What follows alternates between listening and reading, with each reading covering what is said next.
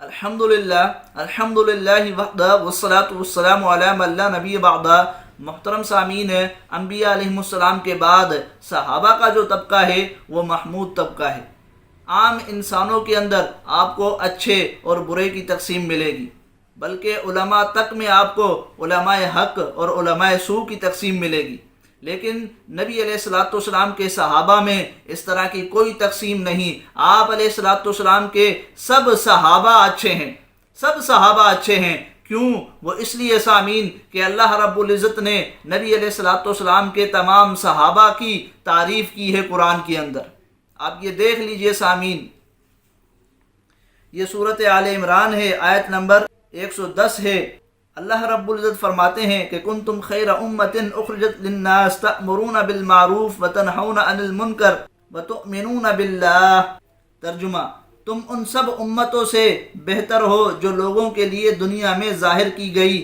تم اچھے کاموں کا حکم دیتے ہو اور برے کاموں سے روکتے ہو اور اللہ پر ایمان رکھتے ہو۔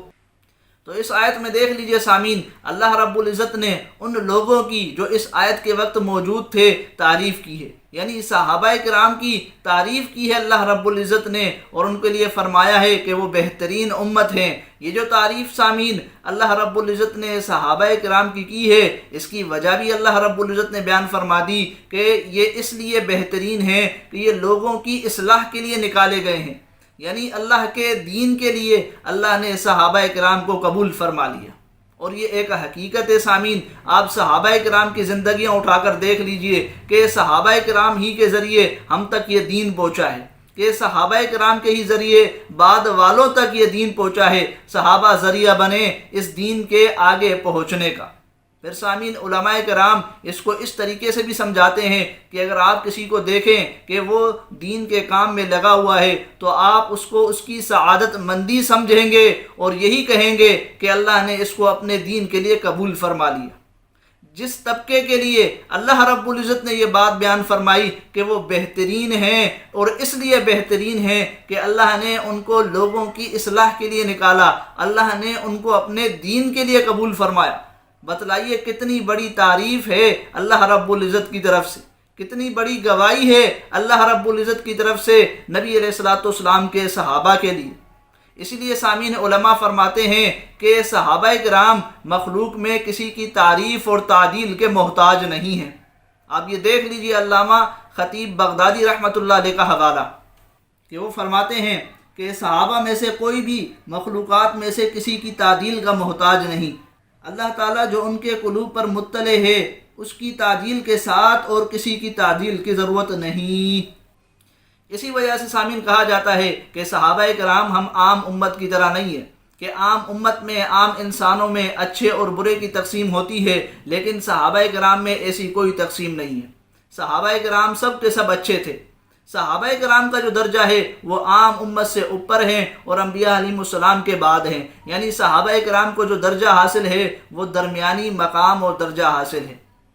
پھر سامعین، صحابہ کرام اللہ کے دین کے گواہ بنائے گئے ہیں ہم پر، کہ صحابہ کرام نے ہی نبی علیہ الصلوۃ والسلام کو دیکھا، کہ صحابہ کرام نے ہی نبی علیہ الصلوۃ والسلام کی باتوں کو سنا، کہ صحابہ کرام نے ہی نبی علیہ الصلوۃ والسلام پر جو وحی اترتی تھی اس کو دیکھا۔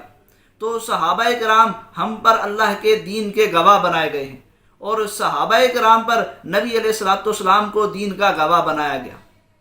جس طریقے سے سامعین کعبہ نماز کا قبلہ ہے، اسی طریقے سے سامعین امت کا قبلہ دین کے اعتبار سے یہ صحابہ کرام ہیں۔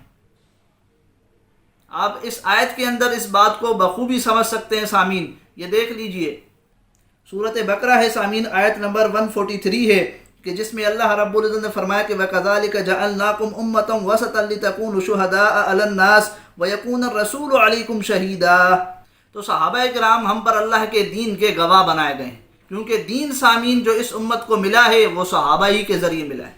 اس لیے سامعین اس امت کے اوپر واجب ہے کہ صحابہ کرام کی وہ تعظیم کرے، اور علماء فرماتے ہیں سامعین کہ حق کی علامت ہے صحابہ کرام کی تعظیم کرنا۔